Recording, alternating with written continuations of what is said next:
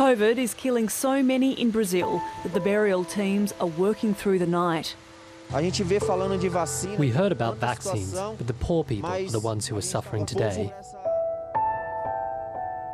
The death toll in Brazil stands at 330,000.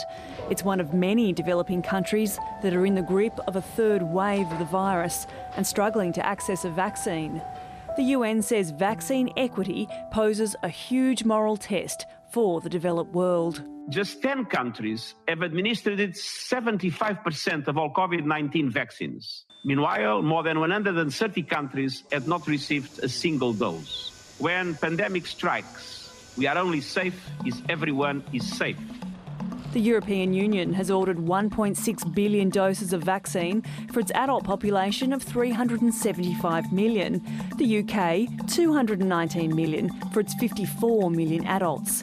Canada has ordered 5 times the number of vaccines it needs, while Australia has signed up for 150 million doses for our population of 26 million.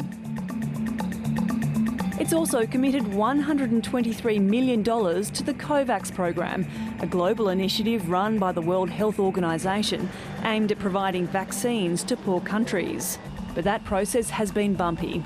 Australian epidemiologists see other solutions. To support the advocacy to waiver patents. So there is a mechanism in the World Trade Organization called compulsory licensing during a public health emergency. A precedent was Africa being able to procure or manufacture generic HIV drugs, and they were much, much cheaper. The best mechanism for increasing production and distribution would be voluntary licensing by the vaccine manufacturers. Then they could share not just the formula for the vaccine, but all the technical details of how to manufacture it, and do that so that countries that already can produce vaccines, like India, Thailand, Vietnam, Indonesia, could start producing those vaccines at scale. Professor Toole says it's unlikely that Australia, even once vaccinated, will open its borders until other countries have reached a herd immunity. Without resuming our tourism, our international students, and our immigration program, our economy is not going to recover. So it's very much in our self-interest to look regionally.